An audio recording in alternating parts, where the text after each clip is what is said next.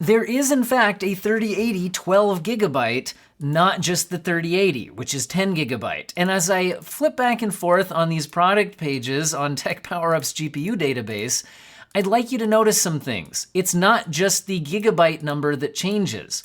In order to fit on 2 more gigabytes of VRAM, you need a place to put that, which means you need bus width to support it.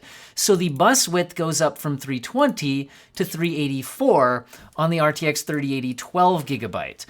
Versus the 10 gigabyte. So a lot of people have compared the 3080 10 gigabyte up against the RTX 4070, and the 4070 has those 2 extra gigabytes of VRAM, but the 3080 12 gigabyte has the same amount of VRAM and an even larger bus width advantage, and leading to an even larger memory bandwidth advantage for the 12 gigabyte versus the 10 gigabyte and then the 4070. So in this video, we're going to be comparing the 4070 up against the 3080 12 gigabyte, so they have the same amount of VRAM.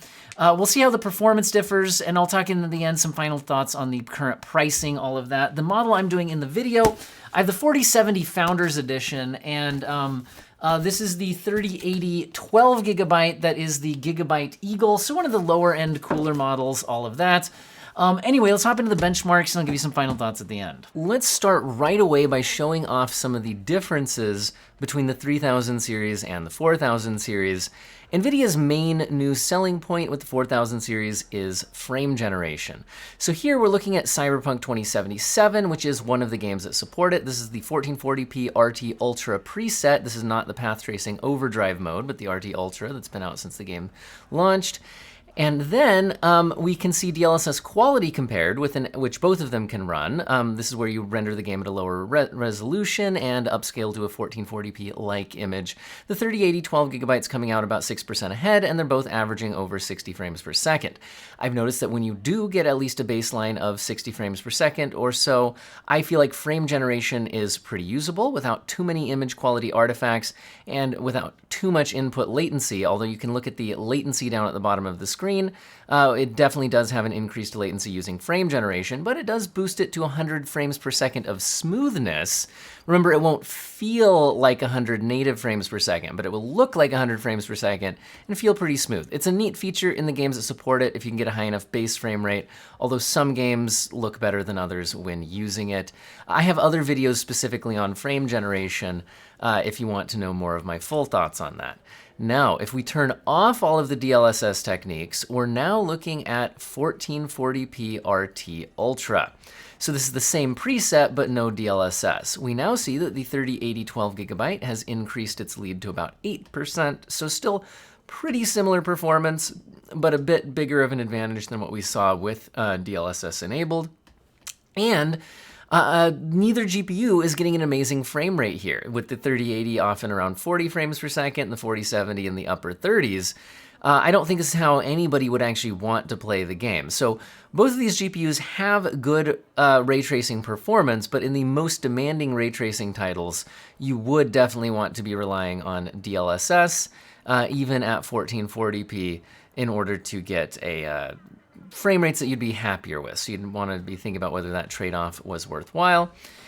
Now, if we turn off the ray tracing in this game and just look at it at the 1440p Ultra preset, no ray tracing, this is very interesting. We see the 3080 12 gigabyte increase its lead to 18% on average. Both GPUs giving a very good playable experience here, though. Now, I do want to mention that this is a bit of an outlier. And I've noticed that the 4070 does not perform particularly well in Cyberpunk 2077 when you turn ray tracing off, at least relative to other GPUs. So we're going to test out a lot of other games in this video, and we'll see that this 18% advantage here is not typical of a 1440p non-ray traced workload. However, it's certainly interesting to point out. Now, if you want to look at advantages for the 4070, though, if you look at the power draw numbers at the top of the screen, you can see the 3080 drawing close to 350 watts, with the 4070 usually under 200 watts, meaning that the 3080 is drawing not double the power, but not too far off from it. So definitely a huge change on your energy bill if you're going to be gaming a lot. Now, let's jump over to other games. How about we look at Unreal Engine 5.1, maxed out epic settings. I haven't turned on the hardware accelerated ray tracing yet. We'll look at that as well. And they're getting very similar performance here. So again, non-ray traced, Unreal Engine 5, 3% lead for the 3080 12GB. Why am I testing Fortnite? Because it's their only Unreal Engine 5 game at this point with Lumen, Nanite, virtual shadow maps, all of that. And so many games are going to be using this. So I'm using this more as a, hey, I have this game to test if I'm testing Unreal Engine 5, not so much that you would play Fortnite at these high of settings. Not that you couldn't. Anyway, if we kick ray tracing on, I was curious if the 4070's newer ray tracing cores would claw it back some more lead, but now I'm actually seeing about a 5% lead for the 3080.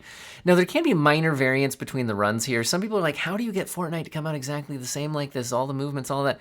I'm using the replay feature. You guys can see the replay bar on the screen right now.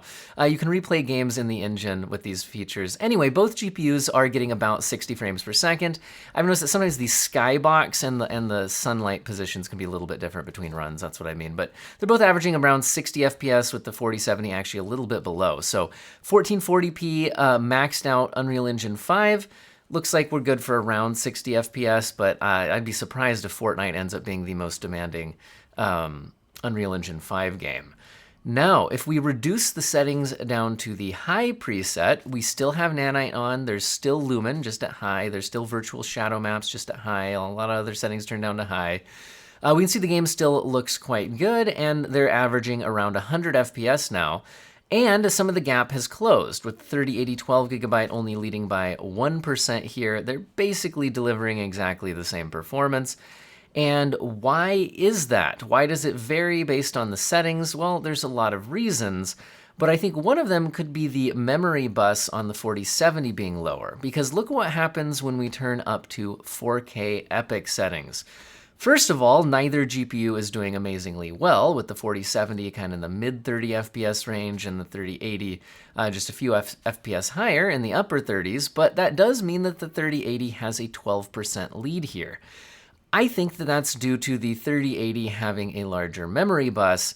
The 4070 has a very small memory bus for its performance level, but one of the differences between the architectures was putting a very large cache on the 4070. Not just the price tag, but like the cache for C-A-C-H-E, which I think can help, but does struggle at the higher resolutions to make up for the lack of actual memory bus.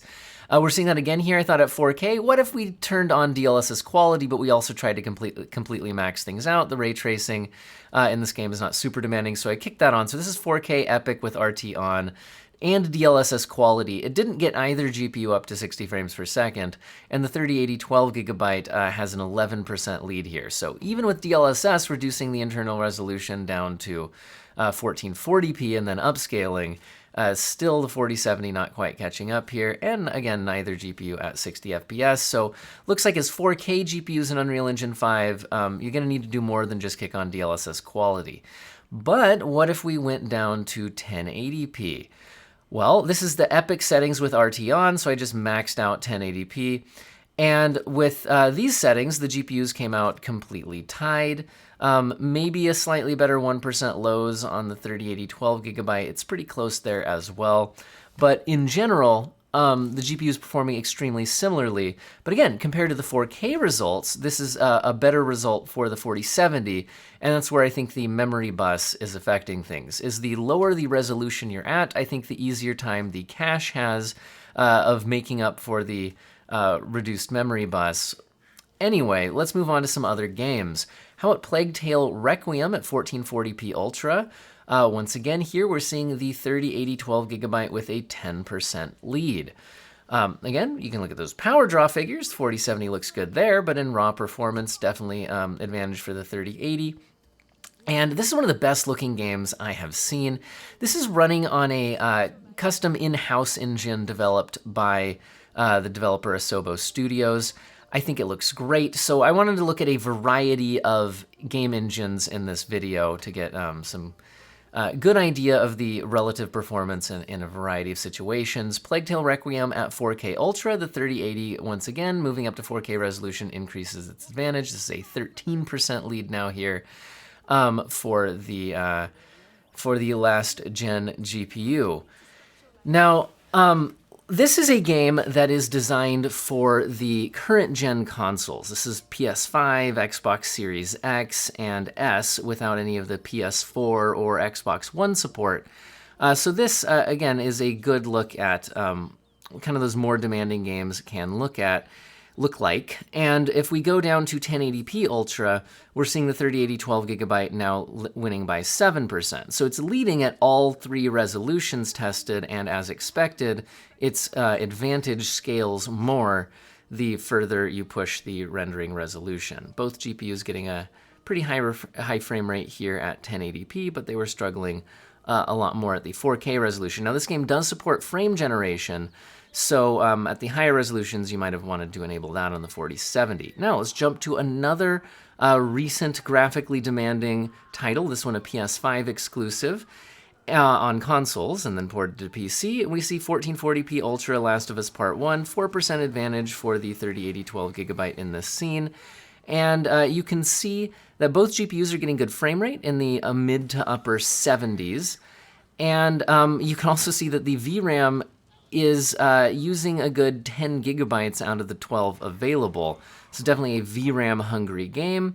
They did seem to have enough for 1440p. However, moving up to 4K, in addition to the performance just being more demanding at 4K, I think they're also hitting VRAM limits, which is why we actually see them scaling at 100%, like matching performance, because I think both of them are spilling over into system RAM. If you look at the VRAM allocation and usage up, showing around 11, 12 gigabytes, and the system RAM usage also went up. So this is a game that's certainly VRAM hungry and could be going over our 12 gigabyte limit, and I think, like I said, that's why neither GPU is showing a big advantage here. Now going down to 1080p, we do see the 4070 pull ahead by 2%, and the overall performance is very good here, over 100 frames per second. And you can see the VRAM is more reined in at about 10 gigabytes of allocation and 9.5 gigabytes of reported actual per process usage.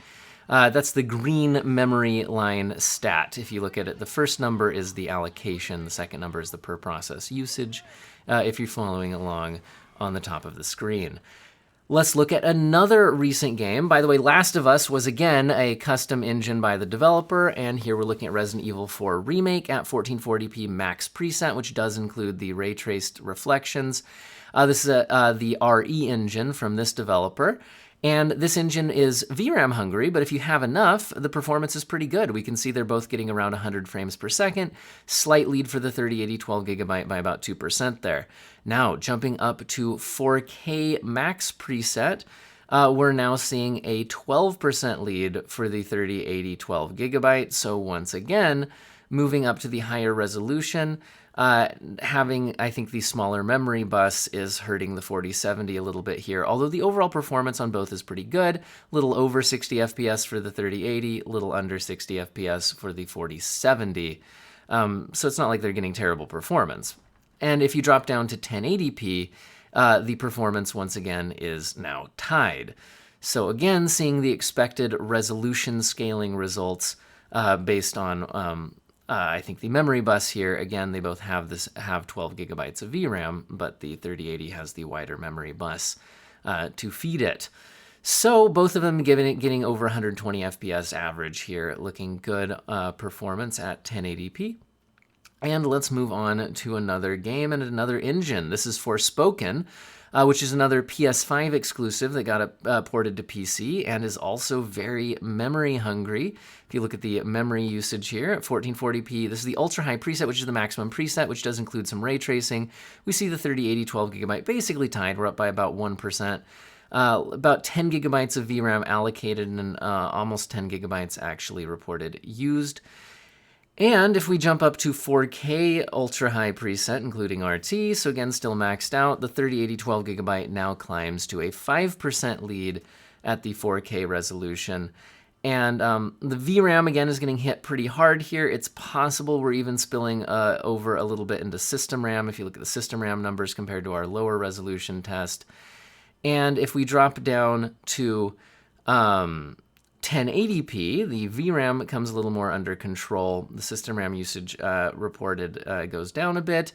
And And the overall performance balances out with the 4070 actually up by about 1% now. So once again, seeing the expected differences between resolutions.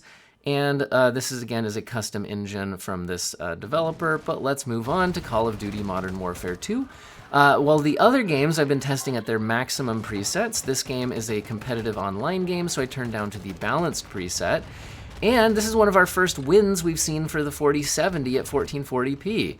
It's got an 8% lead here. Now, a couple of thoughts on that.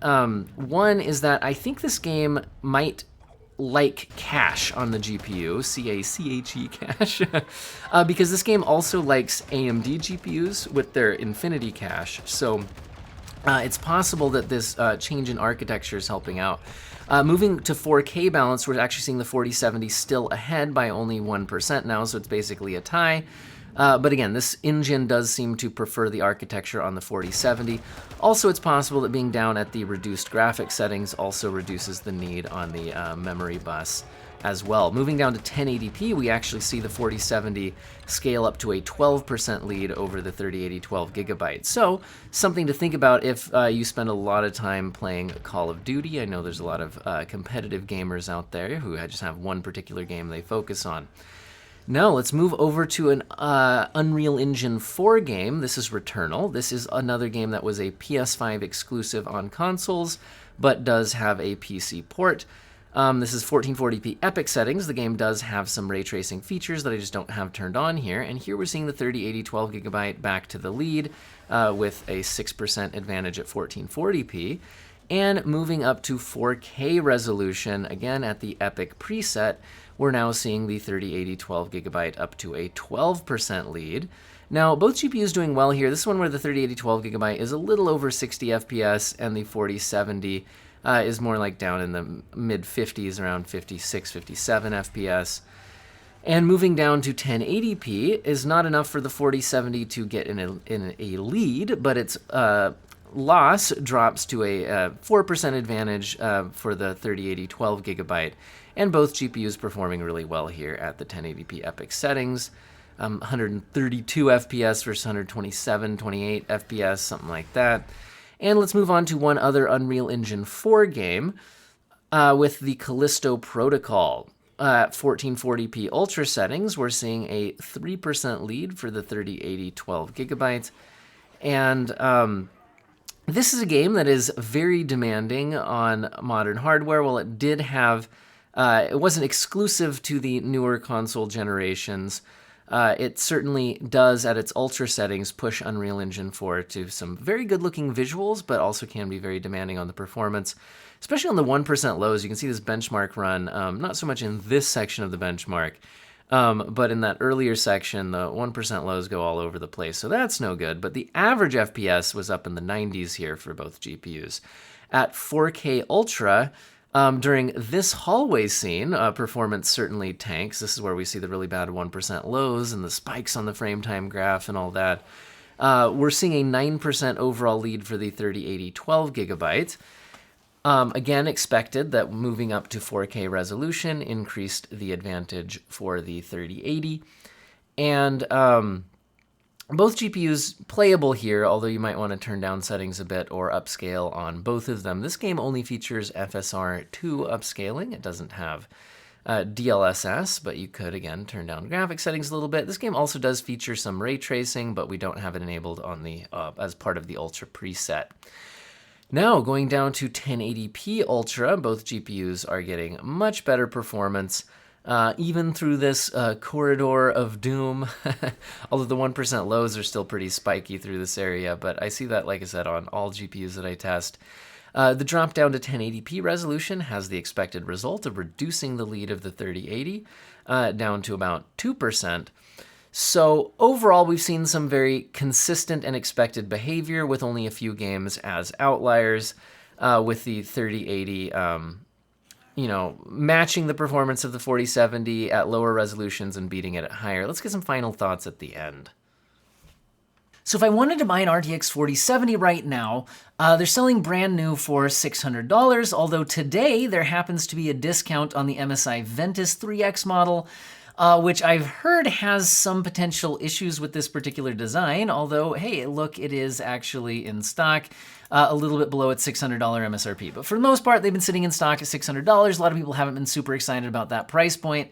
Now, if I wanted to buy an RTX 3080 right now, if I wanted to buy one new, and this is searching PC Part Picker, which searches a lot of major retailers like Amazon, Newegg, a lot of AIB manufacturers have their own websites that this will search, Best Buy, all of that good stuff.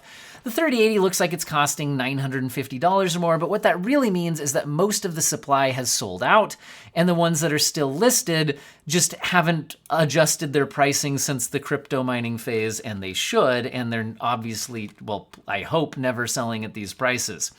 So if you're gonna buy a 3080 right now, it would make more sense to look at the used market, something like eBay. This is some completed listings that happened recently for 3080. I searched 3080 12 gigabyte. Now the issue is that there is a 3080 12 gigabytes, but there's also the 3080 Ti, which has 12 gigabytes. And so if you search on eBay, those can kind of get muddled. Now, to be honest, 3080 Ti is, again, slightly better than the 3080 12 gigabyte, which is slightly better than the 3080 10 gigabyte. But there were some very big pricing differences when they came out. Now, the 3080 12 gigabyte didn't even have an MSRP when it launched, although it seemed to launch at about $100 premium over the 10 gigabyte version. But then as crypto mining died out, a lot of the time, the 12 gigabyte models were costing about the same as the 10 gigabyte models. Now, in the used market, it looks like these things are selling all over the place. A lot of the models I'm seeing, though, like I said, are the 3080 Ti's. The 3080 12 gigabyte here, I am seeing one sold recently at $500. So the point is, in the actual market, if you want to buy a 3080 12 gigabyte at this point, you'd probably be looking used, and because it's used, it does come in at a discount compared to the 4070, but maybe not a massive discount. But it's still, I think, a useful comparison. Now, performance-wise, I think in the benchmarks we saw that, well, the 4070's main selling point is it's much more energy efficient. So you might not need to buy an upgrade to your power supply. They're probably, most of them are smaller, although it depends on the particular cooler model. So think about fitting into your case, the power supply, and the energy bill. A lot of places right now have very high energy prices, and if you're using your GPU a lot, the 4070 could actually save you money every month compared to a 3080 12 gigabyte on your energy bill. The 4070 also has the updated AV1 encoding, and it also has the AV1 encoding will matter to you if you're producing videos of content, whatever, streaming. If you, I think YouTube now supports it for streaming, although I don't think Twitch does yet. So it'll matter to some people, but not everybody who's just playing a game. And then for playing games, there's frame generation. Now, frame generation isn't in every game that you're going to want to play. But I think in actual gaming performance-wise, that's the 4070's main real advantage. So it's not in every game, and I think it's only really useful in single-player games because of the increase to latency. Now, in single-player games, if you can get to at least 60 or so frames per second, more is better. Enabling frame generation will then smooth things out visually on a high refresh rate monitor. This is a great way to tweak the games to graphics settings where you could get about 60 FPS. But then get a smoothness of motion on your screen that goes over 100 FPS, right? I like it in a lot of games. Visual artifacts-wise, it's usually not too bad in most games if you, like I said, can get a base input of 60 frames per second or more. Because then there's not too much difference between the frames that it's interpolating, because that's basically what it's doing. Anyway, I think it's a good feature. I have other videos on the topic.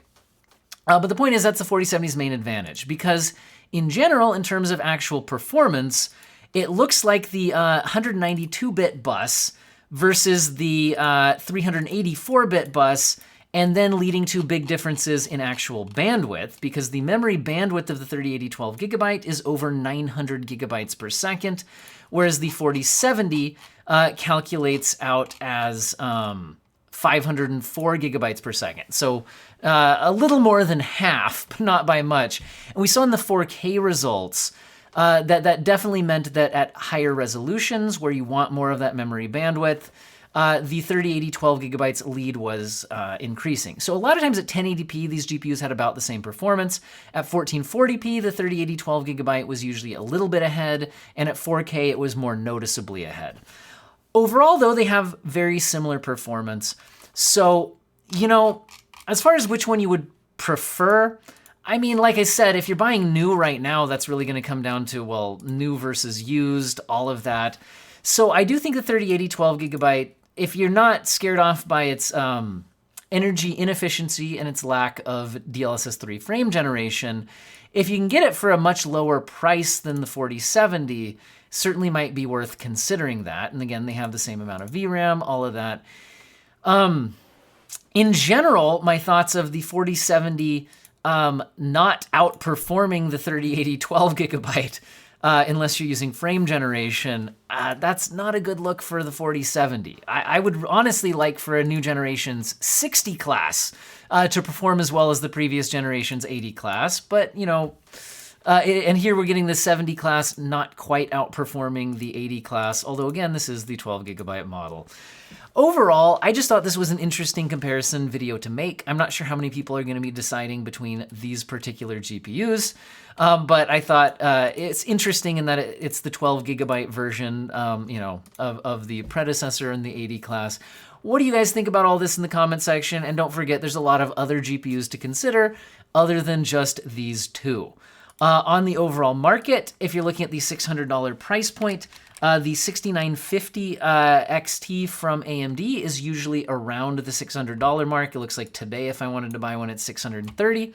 And I've already done a comparison video of the 6950 XT versus the 4070. If you want to save some money on a new GPU, the 6800 XT from AMD performs very similarly when you're not using ray tracing to the 4070 and comes in at about $510 new right now. Again, I already have a detailed head-to-head comparison of the 4070 against that. And overall with the 4070, my main thought is that I'm at least happy to see the price coming down a little bit, at least today. Hopefully that's a sign of more to come. Because overall, seeing a 70 class GPU at $600 just really feels bad no matter how much inflation has occurred. I'd like to see these at least $100 off to feel a little bit better about it. Anyway, what other comparisons would you guys like me to see? Would you like to see me make on the channel? And I'll be taking a look at the comment section on all that. And I hope all of you have an excellent day.